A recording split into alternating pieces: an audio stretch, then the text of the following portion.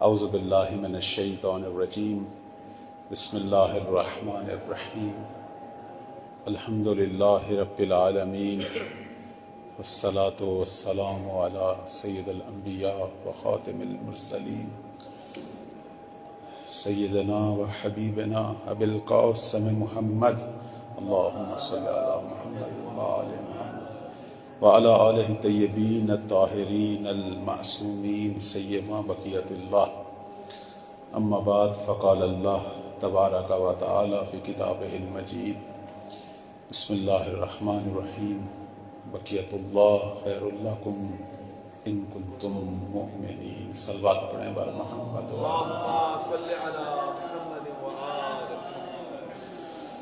پروردگار کریم اپنی لازوال کلام میں ایک بہت بڑی حقیقت کی طرف اشارہ فرما رہا ہے، اور یہ وہ حقیقت ہے کہ جس نے ہمیشہ تشیع کو قوت قلب عطا کی۔ اگرچہ ہم پر پوری تاریخ میں بے پناہ ظلم ہوئے، اس ملت کو مٹانے کی بہت زیادہ کوشش کی گئی، کیا ظلم نہیں ہے جو مکتب تشیع پہ نہیں ہوا، لیکن کس چیز نے شیعت کو، اہل بیت کے ماننے والوں کو زندہ رکھا ہے، وہ یہی حقیقت ہے جسے سورہ ہود میں پروردگار فرما رہا ہے کہ تمہارے لیے بقیت اللہ بہتر ہے اگر تم صاحبان ایمان ہو۔ پوری تاریخ میں شیعہ کا اپنے امام پر ایمان ہی جو ہے یہ تشیع کی بقا کی رمز ہے۔ کہتے ہیں کہ یہ رضا خان کا زمانہ تھا ایران میں، جو پہلوی بادشاہ، اس دور میں انگلینڈ کا سفیر جو ہے اس نے کہا میں نے ایران کی تاریخ پڑھی ہے، 17 بار اس پہ خطرناک قسم کے حملے ہوئے ہیں، بڑی بڑی مصیبتیں آئی ہیں، اور یہ ملت مٹ جانی چاہیے، جس طرح تاریخ میں اتنی ملتیں آئیں اور مٹ گئیں، لیکن یہ لوگ پتہ نہیں کیوں ابھی تک زندہ ہیں، اور بلکہ یہ ترقی بھی کر رہے ہیں، آگے بڑھ رہے ہیں، اور اس کی وجہ کیا ہے؟ اب ظاہر ہے وہ ایک تقریب تھی سرکاری، تو وہاں ایک بوڑھا آدمی بیٹھا ہوا تھا، نام تو ذکر نہیں ہے، صرف واقع میں کہ ایک پیر مرد بلند شد، یعنی ایک بوڑھا آدمی اٹھا، اس نے کہا میں بتاتا ہوں، اور یہ وہ بات ہے جو ایک شیعہ بچہ بھی جانتا ہے، اور وہ یہ ہے کہ ہم وہ ملت ہے کہ جن کا آقا، جن کا سرپرست، جن کا ولی، جن کا وارث زندہ ہے، لہذا ہمیں دنیا کی کوئی طاقت نہیں مٹا سکتی، دنیا جو ہمیں مٹانے والے ہیں وہ مٹ جائیں گے، لیکن ہم ہمیشہ زندہ رہیں گے، کہ وہ امام کہ جس کا لطف، جس کی نگاہ رحمت ہمیشہ جاری و ساری ہے، وہ ہماری پشت پہ ہے۔ ممکن ہے ہم پر سخت حالات آئیں، لیکن ہم مٹنے والے نہیں ہیں، چونکہ ہمارے پیچھے ایک ایسی حقیقت ہے کہ جو اللہ کی حقیقت ہے۔ جس طرح خدا نہیں مٹنے والا، اس کا ولی نہیں مٹنے والا، اس کا نظام نہیں مٹنے والا، اور جو اس نظام پر یقین رکھتے ہیں وہ بھی نہیں مٹنے والا، یہ ہے، اور یہ واقعاً ایسا ہی ہے۔ کہتے ہیں کہ سخت ترین جو ایران پہ حملہ ہوا تھا، اگر آپ تاریخ پہ مطالعہ فرمائیں، وہ حملہ مغلوں کا تھا، مغلوں کا، یہی ہلاکو خان کا حملہ، اس سے پہلے چنگیز خان کا حملہ۔ اس حملے نے بہت بڑا نقصان پہنچایا پورے ایران کو، اگر آپ مطالعہ فرمائیں، شہروں کے شہر جلے، سروں کے مینار قائم ہوئے۔ وہ جب حملہ کرتے تھے کسی شہر پر کوئی چیز نہیں چھوڑتے تھے۔ آج ہم ظلم و وحشت کی، بربریت کی مثالیں پیش کرتے ہیں، تو اس کی بدترین مثال جو ہے وہ تاریخ میں مغل ہے۔ کہتے ہیں پورا ایران جل رہا تھا، 2 نقطے تھے جہاں مغلوں کی طاقت کا کوئی اثر نہیں ہو رہا تھا، ان کی وحشت سے لوگ خوف زدہ نہیں تھے، اور وہ 2 نقطے کون سے تھے؟ ایک سبزوار تھا اور دوسرا قم اور کاشان۔ یہ آپ تاریخ پڑھیں، یہ 2 نقطے کیوں زندہ تھے؟ چونکہ یہاں مکتب تشیع کے ماننے والے تھے، یہ زندہ تھے۔ یعنی مغل ہر جگہ پہ انہوں نے وحشت کا بازار گرم کیا، لیکن 2 جگہ پہ وہ شکست کھا گئے۔ کیوں؟ چونکہ یہاں وہ ملت آباد تھی کہ جن کی پشت پر یوسف زہرا تھی۔ یہ 2 ملتیں۔ تشیع کے اندر ایک خوبی جو ہے وہ یہ ہے کہ جو آپ اور ہم سب میں ہے کہ ہم کبھی بھی افسردہ نہیں ہوتے، کبھی مایوس نہیں ہوتے، کبھی شکست نہیں کھاتے، اور اگر شکست کھاتے ہیں تو تسلیم نہیں ہوتے۔ کیوں؟ چونکہ ایک جگہ ہوتی ہے جہاں ہم نے اپنا توسل کرنا ہوتا ہے، ایک جگہ ہوتی ہے جہاں ہم نے اپنے ہاتھ اٹھانے ہوتے ہیں اور مدد مانگنی ہوتی ہے، اور یا صاحب زماں ادرکنی کہنا ہوتا ہے۔ اور یہ حقیقت صرف آج کے دور میں نہیں ہے، ہر امام کے زمانے میں یہ حقیقت تھی۔ شیعوں پر کیا ظلم نہیں ہوئے ہر امام کے زمانے میں۔ اب میں وہ پڑھ رہا تھا مغلوں کے حملے کو، مثلا سبزوار میں اس زمانے میں شیعہ جوانوں نے ایک انجمن تشکیل دی ہوئی تھی جس کا نام تھا سر بیداران، آپ پڑھیں اسے۔ وہ انجمن کیا کرتی تھی؟ چونکہ مقابلہ تو ہو رہا تھا دشمن سے، جنگ ہو رہی تھی، پھر ان کے اندر جو ایک خوبی تھی اور جو ہم سب میں ہونی چاہیے وہ یہ تھی کہ وہ جمعے والے دن سارے ان کے اکٹھے ہو جاتے تھے مجاہدین، کسی ایک صحرا میں، کسی ایک بیابان میں، کسی ایک نقطے میں، سبزوار میں اکٹھے ہو کے مل کے توسل کرتے تھے، اور کیا کہتے تھے؟ یا ولی اللہ، یا حجت اللہ، عجل علی ظہورک۔ یہ جو ورد تھا، یہ تھوڑی دیر کا جو ورد تھا ان کو طاقت دیتا تھا، ان کے غموں پر اور خوف پر ان کو استقامت دیتا تھا، اور ایسی شجاعت دیتا تھا کہ وہ پورا ہفتہ پھر لڑتے تھے بغیر کسی خوف کے۔ انسان کے پاس جو الہی مدد ہوتی ہے، جو ولی خدا کی مدد ہوتی ہے، وہ لازمی نہیں ہے کہ آپ کو مادی شکل میں نظر آئے، یہی اندر کی طاقت کو خدا بڑھا دیتا ہے، اور یہی ولی خدا کی دعا اور اس کی نگاہ جو ہے وہ انسان کو مد مقابل چاہے جتنے مرضی شیاطین ہوں ان کے مد مقابل اس کی نورانیت کو بڑھا دیتی ہے۔ لہذا وہ خوف نہیں کھاتے، چونکہ امام وقت کی نگاہ ہوتی ہے۔ آپ کبھی اصحاب کربلا کے واقعات پڑھیں، دیکھ رہے تھے مد مقابل اتنا بڑا لشکر ہے، اور تیروں، تلواروں اور نیزوں کو تیز کرنے کی آوازیں بھی آ رہی تھیں، لیکن آپ تاریخ میں دیکھیں کہ اس طرف جو خیمے تھے، جو سید الشہداء کے ماننے والے تھے، وہاں کسی کے چہرے پہ خوف تھا؟ نہیں، نہ خوف تھا نہ حزن تھا۔ دشمن اگرچہ تعداد میں زیادہ تھا لیکن خوف بھی وہی تھا، پریشانی بھی وہی تھی، اضطراب بھی وہی تھا۔ آخر حر کیسے نکلے؟ اس اضطراب کی وجہ سے نکلے، اضطراب تھا وہاں۔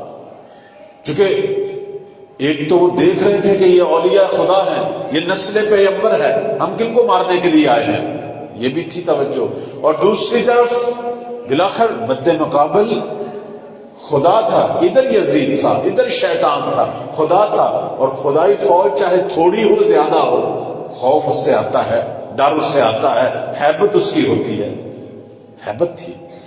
یعنی عمر بن سعد کے لشکر پر ہیبت تھی، لیکن کہاں یقین تھا، کہاں معرفت تھی، کہاں نور خدا تھا؟ وہ وہاں تھا جہاں حبیب بیٹھے تھے، جہاں مسلم بیٹھے تھے، جہاں ابو الفضل عباس بیٹھے تھے، جہاں مرکز نور حسین بیٹھے تھے۔ اور وہاں یہ حالت تھی کہ جو قرآن کی آیات میں ہے کہ لا خوف علیہم ولا هم يحزنون، نہ خوف تھا نہ حزن تھا، بلکہ عجیب بات تھی، یہاں کوئی تلواروں کو تیز نہیں کر رہا تھا، یہاں قرآن کی تلاوت ہو رہی تھی، یہاں دعائیں ہو رہی تھی پروردگار کی بارگاہ میں، یہاں شہادت کے لیے لحظہ شماری ہو رہی تھی، یہاں حبیب جو ہیں وہ مذاق کر رہے تھے مسلم سے، مسلم مذاق کر رہے تھے زہیر سے، اور کہہ رہے تھے کل کون پہلے جائے گا حوض کوثر سے، صاحب کوثر سے سیراب ہوگا، جام کوثر بھی ہے۔ یہاں توجہ خدا پہ تھی، وہاں دنیا کے چند سکوں پہ تھی، یہاں پروردگار کی طرف توجہ تھی۔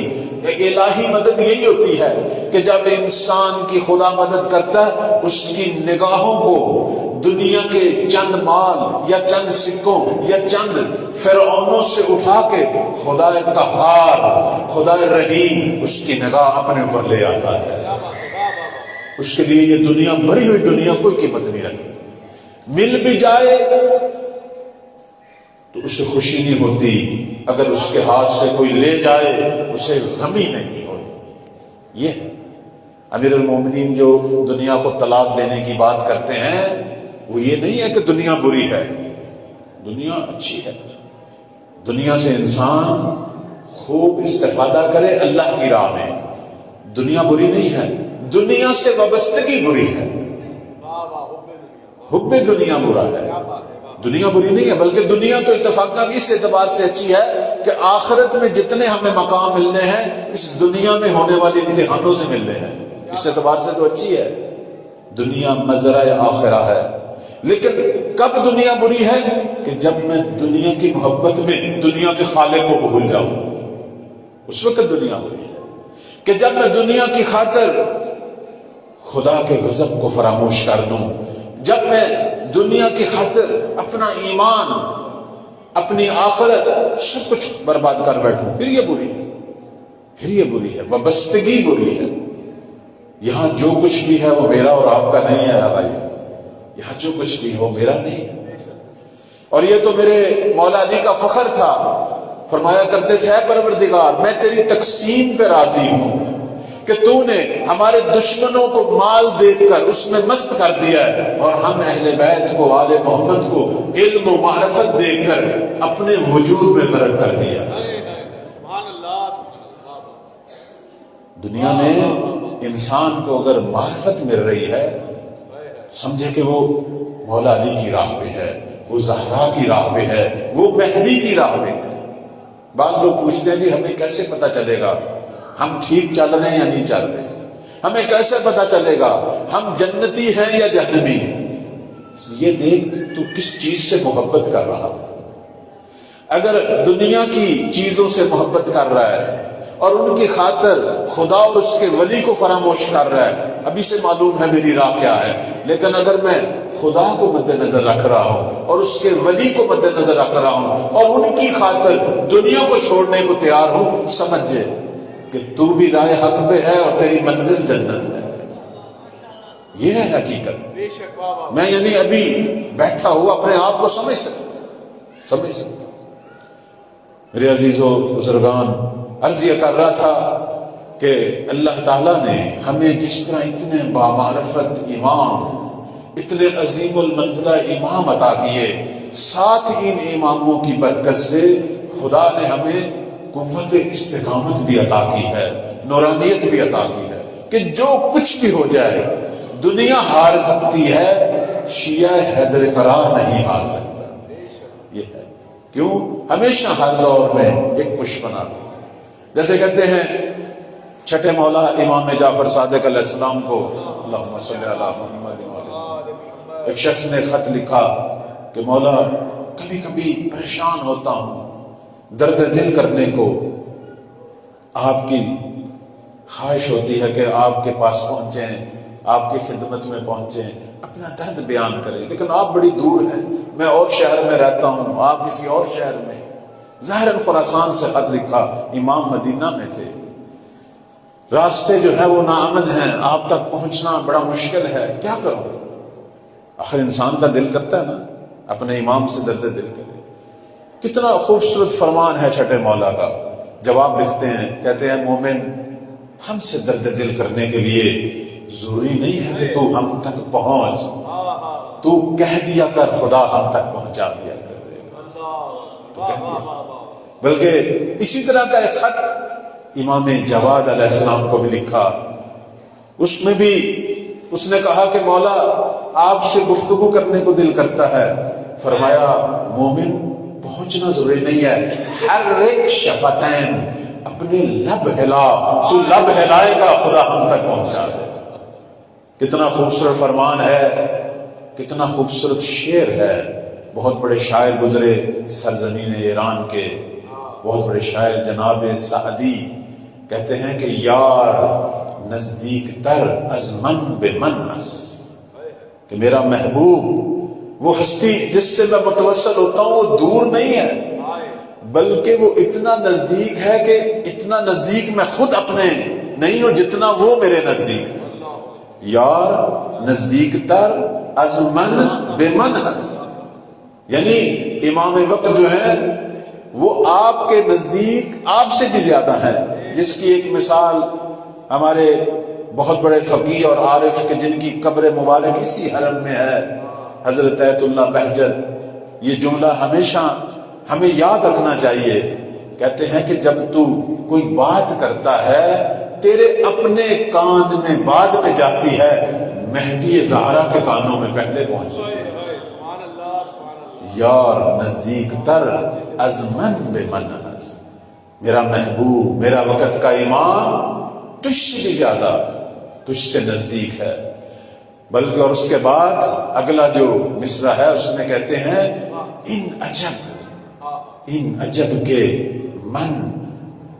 من ازوے دوراں، حیرت کی بات یہ نہیں ہے کہ وہ مجھ سے زیادہ میرے نزدیک ہے، بلکہ حیرت اس بات پہ ہے کہ اتنا نزدیک ہے میرے امام، میرا امام اتنا نزدیک ہے، میں اس سے دور ہوں، میں اس سے بھولا ہوا ہوں، میں اسے یاد نہیں کرتا، پورا دن گزر جاتا ہے اپنے مولا کو یاد نہیں کرتا، میں دور، میرے مولا تو نزدیک ہے، میرے مولا مجھ سے بھی زیادہ نزدیک ہے۔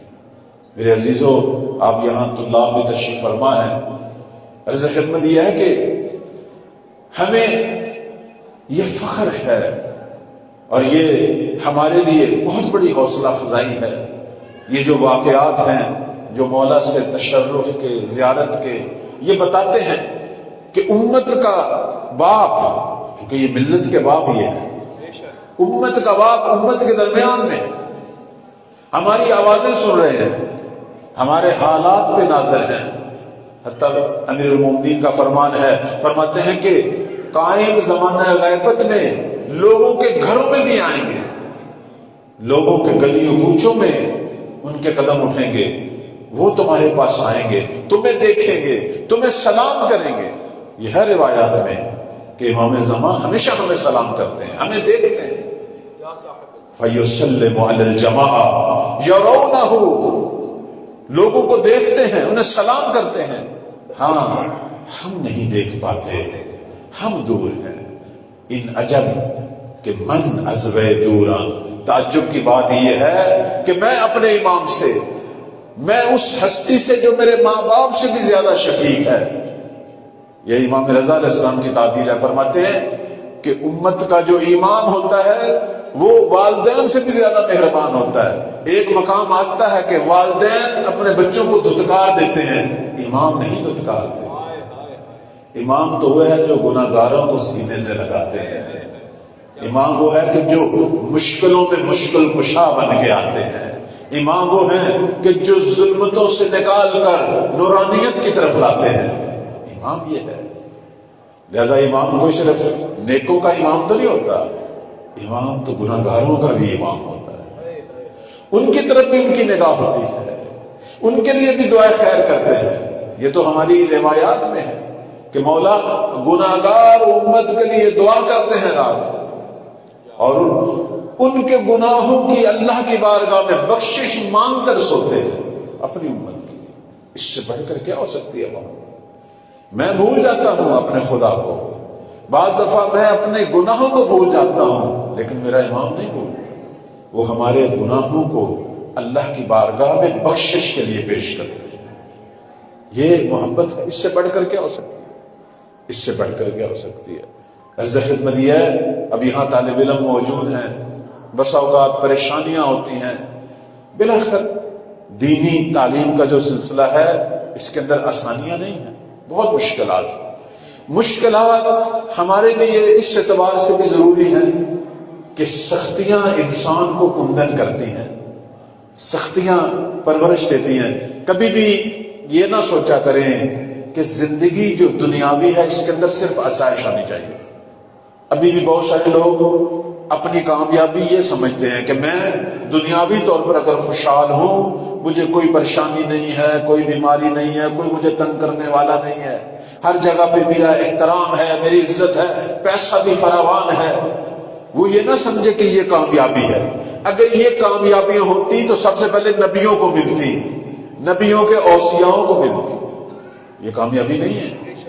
بلکہ میں ایک واقعہ آپ کو سنانا چاہتا ہوں، اشارہ کروں گا کہ ایک دفعہ ایک شخص جو صحابی رسول تھا، اس نے نبی اسلام کی دعوت کی اپنے گھر صلی اللہ علیہ وآلہ وسلم۔ پیغمبر اسلام تشریف لے گئے، اس نے فخر سے کہا یا رسول اللہ، میری زندگی بڑی کامیاب زندگی ہے، کبھی کوئی پریشانی نہیں آئی، کبھی کوئی مشکل نہیں آئی، مجھے جہاں تک یاد ہے میں ہمیشہ نعمتوں میں رہا ہوں، ہمیشہ نعمتوں میں رہا ہوں۔ پیغمبر اسلام فوراً اٹھ کھڑے ہوئے، کہنے لگے تیرے گھر کا کھانا میں نہیں سمجھتا کہ میں کھاؤں، کیونکہ تجھے اللہ نے تیرے حال پہ چھوڑ دیا، تو اسے کامیابی سمجھ رہا ہے، میں اسے کامیابی نہیں سمجھ رہا۔ آخر کیا وجہ ہے کہ خدا تجھے آزمائش میں مبتلا نہیں کر رہا؟ دنیا کا رمز یہی ہے، حقیقت دنیا یہی ہے کہ میں آزمائشوں میں پڑا ہوں۔ لوگ آج پوچھتے ہیں کیوں شیعہ زیادہ تکلیفوں میں ہیں، فلانے مکتب والے تو بڑے خوشحال ہیں، انہیں کیا پتا اللہ مہدی کے ناصروں کو اسی طرح تیار کر رہا ہے۔ چھوٹی چھوٹی مشکلوں میں پڑے کندن ہو تاکہ کل مہدی کے ساتھ دنیا کی بڑی بڑی مشکلوں کو حل کریں۔ آخر کس مکتب نے دنیا کی سرداری کرنی ہے؟ کس مکتب نے، کس ملت نے کل دنیا پہ حکومت کرنی ہے؟ پیغمبر نے فرمایا تیرے گھر کا کھانا میرے لیے صحیح نہیں، تو اس سے سمجھ رہا ہے کہ ھذا من فضل ربی، نہیں، اگر تجھے پہ خدا کا فضل ہوتا، خدا تجھے آزمائشوں میں مبتلا کرتا، خدا تجھے سختیوں میں مبتلا کرتا تاکہ تیرا مقام بڑھتا۔ آخرت میں آخر کن کے درجے بڑھیں گے؟ وہ فارسی میں شعر نہیں ہے کہ کہتے ہیں کہ ہر کس در این بز مقرب ترس جام بلاش بیشترس۔ کون ہے جو اللہ کی بارگاہ میں مقرب تر ہوتے ہیں؟ کون ہے جن کے درجے خدا کی بارگاہ میں بڑھتے ہیں؟ جن کے مصائب بھی زیادہ ہوتے ہیں، جن کی مشقتیں بھی زیادہ ہوتی ہیں۔ دنیا کا قانون یہ۔ بعض دفعہ یہ بچے جوان پوچھتے ہیں، اور یہ اتفاق سے ایک اہم نقطہ ہے کہ کربلا میں مولا حسین اور آل رسول شہید ہوتی رہی، اللہ نے کیوں نہیں مدد کی؟ پوچھتے ہیں نہیں پوچھتے؟ ادھر یزیدی فوج تھی، خدا فرشتوں کو بھیج دیتا، پوچھتے ہیں نہیں پوچھتے؟ آخر امام وقت تھے۔ کہتے ہیں کہ اب یہ روایت ہے، توجہ فرمائیں، سارے مسئلوں کا حل ہے۔ کہتے ہیں کہ ملائکہ نے بھی اس وقت اللہ کی بارگاہ میں استغاثہ کیا کہ پروردگارا، یہ تھوڑے سے موحدین ہیں دنیا میں جو ذبح ہونے والے ہیں، تو کیوں نہیں مدد کر رہا؟ یہ جو جماعت ہے، یہ جو سرزمین نینوا پہ، یہ جو کربلا میں، یہ جو 72 ہیں، اگر یہ ختم ہو گئے، پیچھے کون ہے؟ پیچھے کون ہے جو تیرا نام لے گا؟ کون ہے جو توحید کے پرچم کو بلند کرے گا؟ یہ تھوڑے سے لوگ ہیں۔ پروردگار نے کہا ملائکہ سے، اب یہ میری اپنی تعبیریں ہیں، اصل روایت یہی ہے، اب میرے کچھ الفاظ اگر آگے پیچھے ہوں تو معاف کریں، پروردگار کے حضور بھی، اپنے وقت کے امام کے حضور بھی، لیکن لب مطلب میں بیان کر رہا ہوں کہ جب فرشتوں نے اللہ کی بارگاہ میں فریاد کی تو خدا نے کہا اے ملائکہ، اگر تم یہ سمجھتے ہو کہ تمہاری مدد کی ضرورت ہے حسین کو، تو جاؤ مدد کرو، جاؤ۔ فرشتے آئے، کہتے ہیں فرشتے آئے سید الشہداء کی بارگاہ میں کہ اے فرزند زہرا، تو اکیلا نہیں ہے، ہم ہیں تیرے ساتھ، ہم تیرے ساتھ ہیں، ہم تیری مدد کے لیے آئے ہیں۔ مولا حسین نے کیا فرمایا کہ مجھے آپ کی مدد کی ضرورت نہیں، مجھے آپ کی مدد کی ضرورت نہیں۔ یہ وہی نقطہ ہے کہ جب ابراہیم علیہ السلام کو نمرود کی آگ میں پھینکا جا رہا تھا، جبرائیل آئے تھے، کہنے لگے ابراہیم میں تیری مدد کے لیے آیا ہوں۔ کہا مجھے تیری مدد کی ضرورت، تو پھر کس کی مدد کی ضرورت ہے؟ کہا جس کی خاطر جا رہا ہوں۔ تو پھر تم مانگتا کیوں نہیں ہے؟ کہا ضرورت نہیں ہے مانگنے کی، وہ دیکھ رہا ہے، وہ دیکھ رہا ہے۔ اگر اس کی منشا یہی ہے کہ میں جل کے خاک ہو جاؤں، ابراہیم جلنے کے لیے تیار ہے، اور اگر اس کی منشا بچانا ہے تو بچا لے گا، مجھے کہنے کی ضرورت نہیں۔ یہ ہے، کہتے ہیں کہ انسان مقام معرفت میں ایک ایسے درجے پہ پہنچ جاتا ہے کہ پھر وہ اپنے لیے دعا نہیں کرتا، لوگوں کے لیے کرتا ہے، اپنے لیے دعا نہیں کرتا، اپنے امور کو اللہ پہ چھوڑ دیتا ہے۔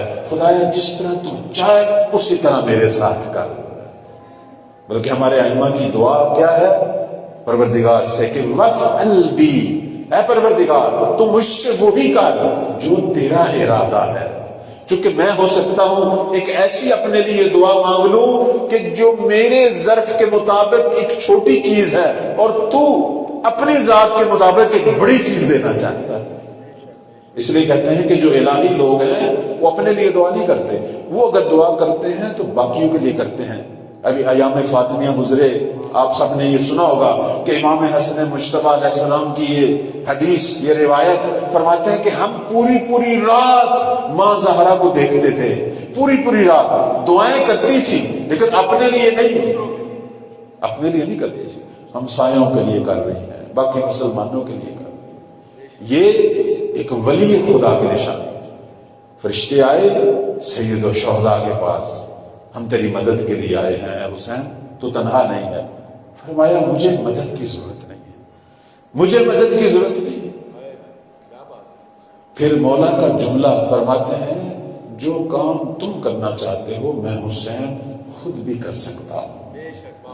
تم چاہتے ہو ان ظالموں کو ختم کیا جائے، میں صاحب کرامت ہوں، میں حجت خدا ہوں، میرے ہاتھ میں معجزات ہیں، میں اشارہ کروں سب ختم ہو جائیں گے، لیکن ہم ختم کرنے کے لیے نہیں آئے، ہم زندہ کرنے کے لیے آئے، ہم دنیا کی ہدایت کے لیے آئے۔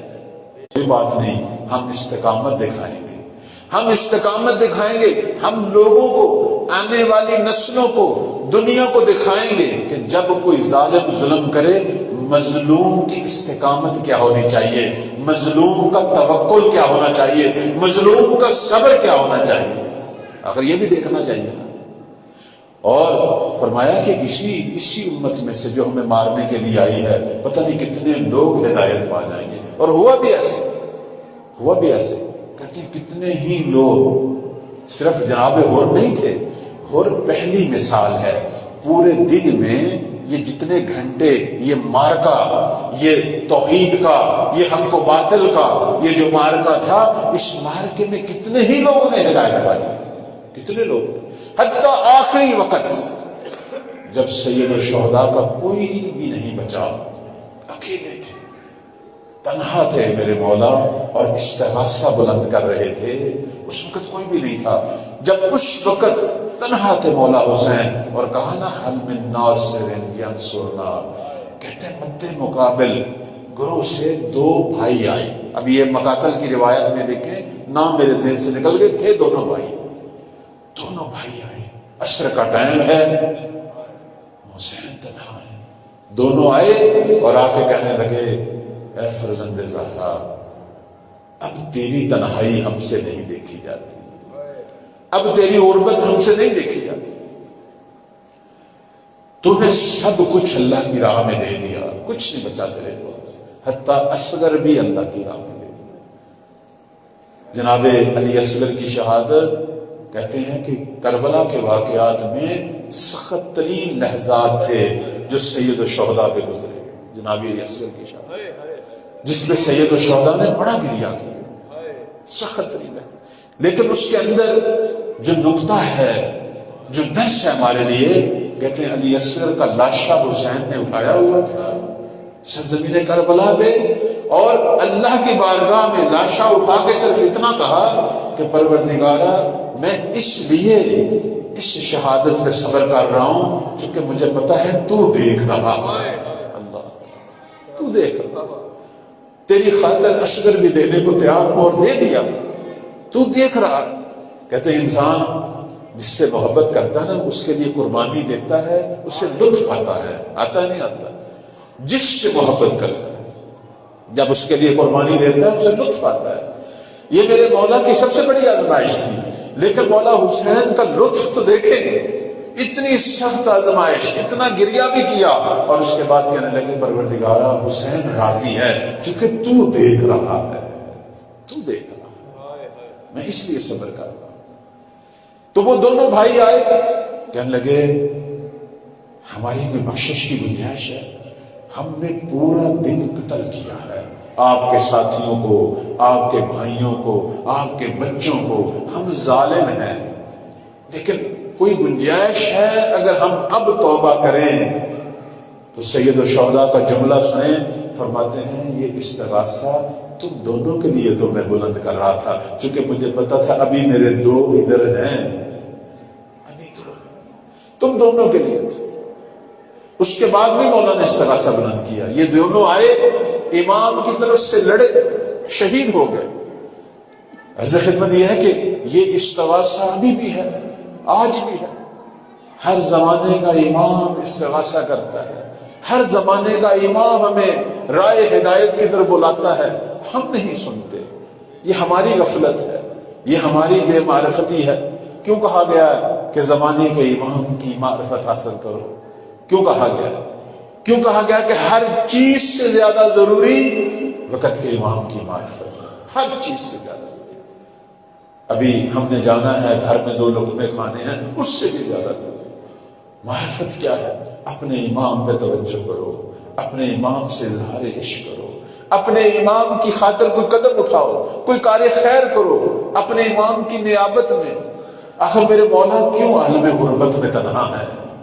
کیوں مہدی تنہا ہے؟ میں پڑھ رہا تھا روایات کے اندر، امام صادق علیہ السلام کبھی کبھی بہت گریہ کیا کرتے تھے۔ جناب ابی بصیر کی یہ روایت ہے، کہتے ہیں کہ اب اس میں لفظ میرے ہیں لیکن اصل مضمون ہے جو میں سنا رہا ہوں۔ ابی بصیر یہ کہتے ہیں کہ ایک دفعہ ہم اپنے مولا کے گھر کے قریب سے گزرے تو اندر سے رونے کی آواز آئی، صادق آل محمد، گریہ، بہت ہی بلند گریہ۔ جناب ابی بصیر داخل ہوتے ہیں گھر میں، داخل ہوئے، دیکھا سید صادق سجادے پہ نہیں ہیں، زمین خاک پہ سجدے کی حالت میں ہے، اور ان کے گریے سے جو خاک ہے وہ گیلی ہو چکی ہے، کیچڑ کی شکل میں آ چکی ہے۔ حیران ہوئے کہ کون فوت ہوا ہے، کون سی ایسی مصیبت ہے؟ پوچھا ادھر ادھر لوگوں سے کیا ہوا ہے، سب نے کہا ہمیں نہیں معلوم، لیکن کافی دیر سے گریہ کر رہے ہیں، اور گریے کے اندر جو الفاظ ہیں، فرما رہے ہیں اے میرے سید و سردار، تو اتنا عرصہ تنہائی میں کس میں رہے گا، تو اتنا عرصہ غربت میں کیسے رہے گا، تو اتنا عرصہ تنہائیوں میں کیسے رہے گا؟ کہتے ہیں سب سے بڑی مصیبت تنہائی ہے میرے عزیزو، تنہائی سب سے بڑی مصیبت ہے۔ میرے مولا حسین علی اکبر سے جب جدا ہوئے نہیں برداشت کر سکے، کہنے لگے اب دنیا میں رہنے کا لطف نہیں ہے، موت مانگتے رہے، شہادت مانگتے رہے۔ آپ نے کبھی غور کیا ہمارے وقت کے امام اپنے علی اکبر سے جدا ہوئے، اپنے بابا سے جدا ہوئے، اپنے عزیزوں سے جدا ہوئے، کتنا وقت گزر گیا مہدی کو؟ 1100 سال تنہائی۔ آپ سب زائر، آپ علماء کرام یہاں تشریف فرما ہیں، اتنی مقدس جگہ ہے، اتنا مقدس مقام ہے، آپ سے کوئی پوچھے آپ یہاں کتنا عرصہ رہ سکتے ہیں اپنے عزیزوں کو چھوڑ کر جنہیں پاکستان میں چھوڑ کے آئے ہیں؟ ہو سکتا ہے آپ کہیں 1 مہینہ، 6 مہینے، سال، لیکن ایک دن ایسا آئے گا آپ سے برداشت نہیں ہوگا، آپ لحظہ شماری کریں گے میں واپس جاؤں اپنی ماں کو دیکھوں، باپ کو دیکھوں، بھائی کو دیکھوں، بہن کو دیکھوں، اپنے بچوں کو دیکھوں۔ کبھی سوچا ہے مہدی کو ان سب عزیزوں سے جدا ہوئے کتنا عرصہ ہو گیا؟ سب سے بڑی مصیبت کہتے ہیں امام کی تنہائی، سب سے بڑی مصیبت۔ درست ہے ابدال ہیں ان کی خدمت میں، درست ہے زمانہ غیبت کے ناصر ہیں ان کی خدمت میں، لیکن وہ تنہائی کہاں اور یہ چیزیں کہاں؟ مولا اس ساری تنہائی کے اندر میرے عزیزو، ساری تنہائیوں میں اپنی امت کو یاد کرتے ہیں۔ آج بھی وقت کے حسین کا استغاثہ ہے، آج بھی زہرا کے لال کا استغاثہ ہے۔ حق و باطل کی جنگ صرف 61 ہجری میں نہیں تھی، آج بھی ہے، آج بھی وہ جنگ برپا ہے۔ شکلیں بدل گئی ہیں جنگ کی۔ تو جب اے جوان، اے میرے بچے، جب تو موبائل لے کے بیٹھا ہوتا ہے سمجھ لے تیری کربلا یہی ہے، تیری کربلا یہی ہے۔ بعض دفعہ جوان پوچھتے ہیں ہم کیا کریں، ہم مولا کی نصرت کیسے کریں؟ نصرت کریں گے کیسے؟ یہی موبائل جس کے اندر باطل بھی ہے اور حق بھی ہے، تو حق کو دیکھ رہا ہے، حق کو نشر کر رہا ہے، حق کو پڑھ رہا ہے، سمجھ لو مہدی کی فوج میں ہے۔ لیکن خدا نہ خواستہ اگر ایسی چیزیں دیکھ رہا ہے جو تیرے ایمان کو ختم کر رہی ہیں، جو تیری غیرت کو ختم کر رہی ہیں، جو تجھے رائے حق سے دور کر رہی ہیں، سمجھ لو تو مہدی کو چھوڑ چکا ہے، مہدی تجھے نہیں چھوڑ رہے، مولا نہیں کسی کو چھوڑ، تو چھوڑ چکا۔ میں اپنے گھر میں ہوں، میں اپنے عزیزوں میں ہوں، میری رفتار میرا کردار بتا رہا ہے کہ میں کن کا ہوں، کس لشکر میں ہوں، کس گروہ میں ہوں۔ آج بہت سارے لوگ جو ہیں وہ بتاتے ہیں ہمارے گھروں میں سب سے زیادہ لڑائیاں حق نہ حق کی ہوتی ہیں، مال کھایا جاتا ہے، پیسے کھائے جاتے ہیں، زمینیں کھائی جاتی ہیں، تقسیمیں ٹھیک نہیں ہوتی، گفتگو میں ایک دوسرے کی عزت پامال ہوتی ہے۔ یہیں سے پتہ چل رہا ہوتا ہے کون کس کے لشکر میں ہے، کون کس کے لشکر میں۔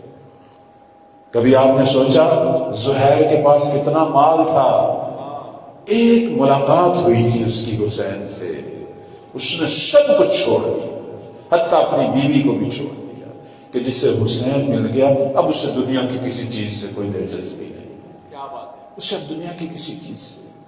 اور کس چیز کو چھوڑ کے گیا تھا؟ سرداری تھی اس کے پاس، اسے پتا تھا اب میں جا تو رہا ہوں، پیچھے میرا گھر گرایا جائے گا، میرے بچوں کو مارا جائے گا، میری سرداری ختم ہو جائے گی، حکومت یزید کی ہے، میرے خاندان پہ حملہ ہوگا، میرے قبیلے کا قتل و عام ہوگا۔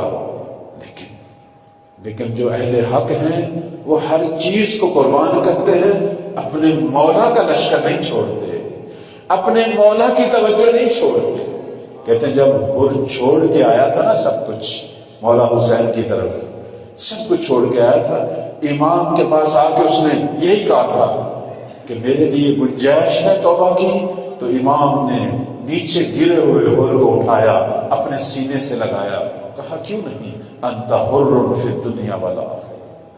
میرے عزیزوں، ظلمتوں کو، گناہوں کو جب بھی ہم چھوڑتے ہیں، مہدی زہرا اسی طرح ہمیں اپنے گلے لگاتے ہیں، مولا اسی طرح اپنے دامن میں لیتے ہیں۔ پروردگار توفیق دے چکے، یہ دن سرور کے دن ہیں، بی بی زہرا سلام اللہ علیہ کی ولادت باسعادت کے دن ہیں۔ میں نے بس مصائب پڑھنا تو تھا لیکن اشارہ کر دیا مصائب کے چند پہلوؤں کی طرف، نہیں چاہتا یہ جو خوشیاں ہیں ہماری، چونکہ کبھی کبھی صرف ہمیں ایام ملتے ہیں خوشی منانے کے، تو عرض خدمت یہ ہے کہ بی بی زہرا سلام اللہ علیہ کے ایام سرور ہیں، اور ہم اس وقت فاطمہ ثانیہ کے حرم میں ہیں، اور یہ وہ بی بی ہیں کہ جن کے بارے میں حضرت زہرا سلام اللہ علیہ کا جو پیغام ہے، جو البتہ ایک مکاشفہ ہے یا خواب ہے، فرماتی ہیں کہ جب تک میری قبر ظاہر نہیں ہوتی، فاطمہ معصومہ کی قبر ہی میری قبر ہے۔ تو ہم ان کے حرم میں ہیں، تو ہمیں ایک عیدی مانگنی چاہیے آل محمد سے، اور وہ عیدی کیا ہے؟